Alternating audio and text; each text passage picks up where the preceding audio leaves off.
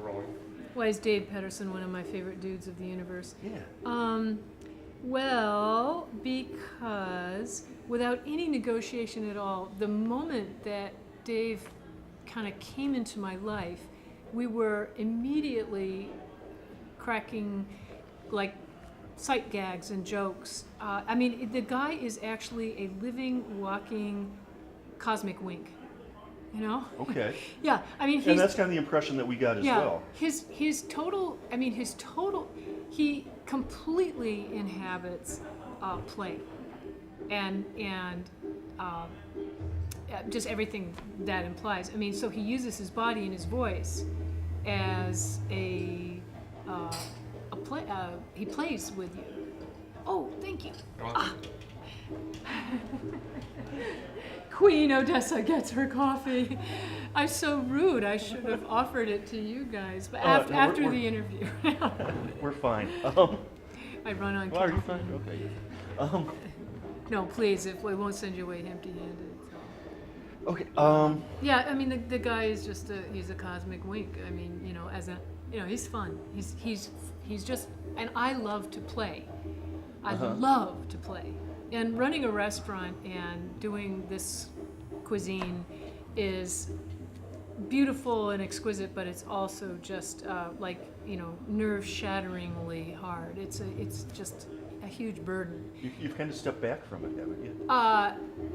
Or I mean, I've kind of stepped into on. a different place. I've stepped into. Yeah, I'm teaching now, which is much nicer. Kind of as the chef employer. My employees say, "Yes, mom."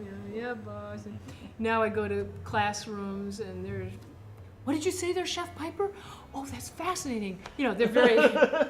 And you're not wearing as many hats. It's a narrower focus. Well, yes and no, but it's grueling. Running a restaurant is grueling, and I brought it up because what you kind need of to be able to play. Yeah. So you got to what get does that Dave energy. bring to the restaurant? Yeah, exactly. I mean, the fact that as a typical, vastly sort of overqualified, starving artist, he's an itinerant restaurant worker as well, and of course we luck out because the guy's brilliant. He does. I mean, this sort of Are you talking brilliant as an artist or brilliant in the kitchen or? Same thing. Okay. I mean, kitchen, cooking, interacting with people is art. That's what I'm trying to explain to you about Dave. I mean, there's no line. He doesn't draw some line and this is my ordinary, not interesting worker droid B. And this is my fun, Dave Pedersen performance artist B. The guy is just completely, totally immersed. And so it's a joy to work with him because he is actually a particularly gifted cook. He happens to make really delicious food. He does it quickly and effortlessly. And again, I think it's just because he doesn't make distinctions. It's not like here's the fun guy over here and here's the boring, this is such a boring job guy over here. He's just, so among other things. It's just like one big compartment. He doesn't compartmentalize. Yeah. He's a really, I actually really respect him a lot as a person to work with. But where it really gets fun is that the guy is constantly playing. So he's working, he's effective, and I just explained to you, I mean, it's not like he's playing as in slacking off, but he's playing with this amazing voice that he has. He's working on his sandwiches and banging them out, and all of a sudden you hear what you think is some kind of, strange droid, that's flying through the room from the doorway heading towards you, and you're wondering, what the hell is that? And you realize that what he's done is he's thrown his voice. He's done this amazing thing with his voice, and like a ventriloquist, he's thrown it, and it's coming at you from a different direction, or it feels that way. And meanwhile, he's putting up his orders and staying on time. And all I have to do is when I figure it out, I'll just you could be in a room full of people. That's the other part of his sense of play, is that he's discreet about how he does it, so he doesn't get anyone in trouble.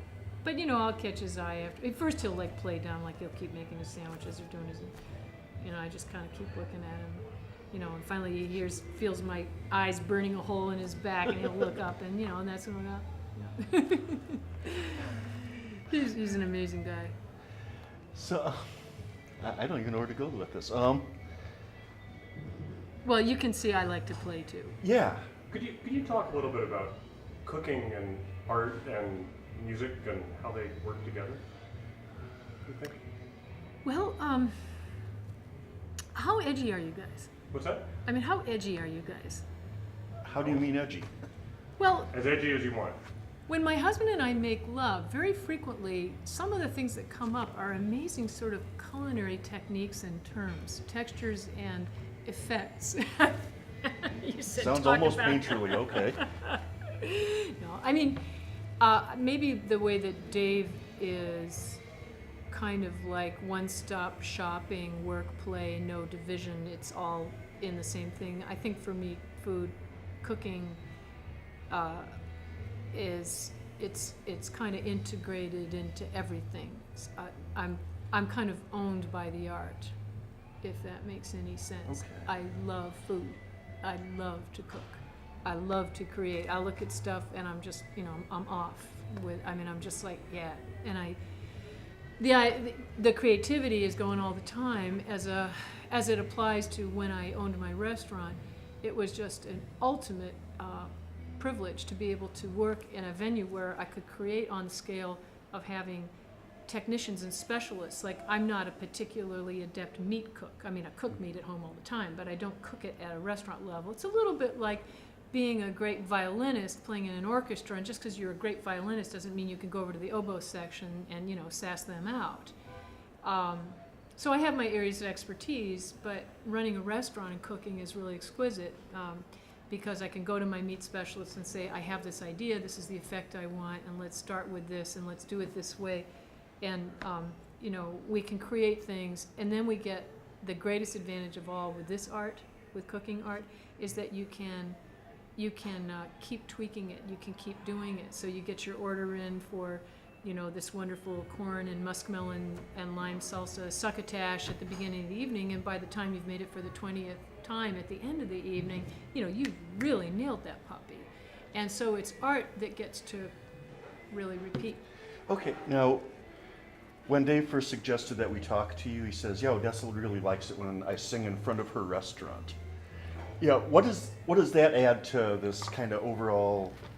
Is milieu the right word? Milieu, yeah. Yeah, I don't know. I don't speak Spanish. I mean, this kind of overall thing that you're talking about. Yeah, how does that fit in with the food and the atmosphere, and what does he bring to that?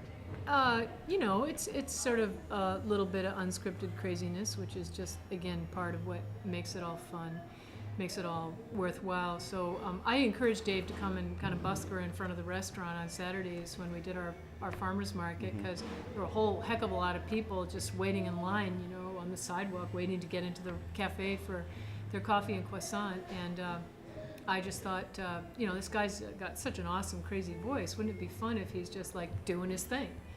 And so I just encouraged him to do it. Yeah, well, you got kind of an upscale, or upstale. No, you wouldn't be stale. Upscale clientele here.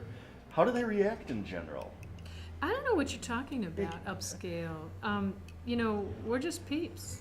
We're just, on a Saturday at farmers market, it's the whole world outside that front door, standing in line to get into the cafe. If you're talking about the fine dining up here, the customers may be upscale, but I'm sure not. I'm out of control.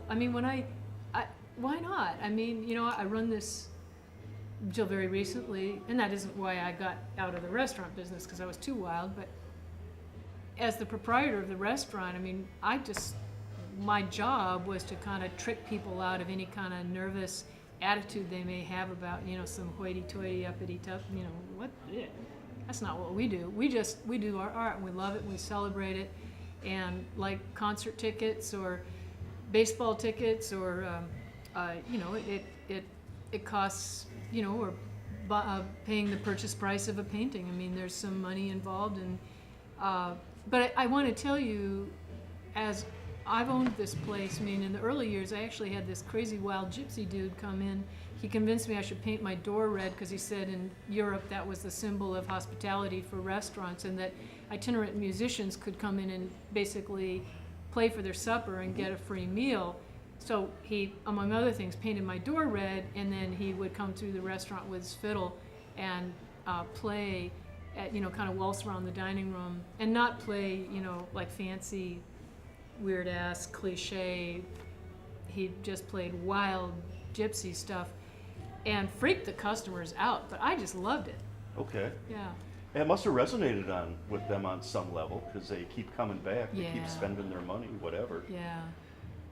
So was your door red when Dave showed up in your life? Did he walk through a red door? He probably did. I mean, symbolically, the door might have actually still been red when he came through. I kind of forget how our paths, he's kind of like a comet or a meteor, he kind of comes through in a pretty sort of regular schedule.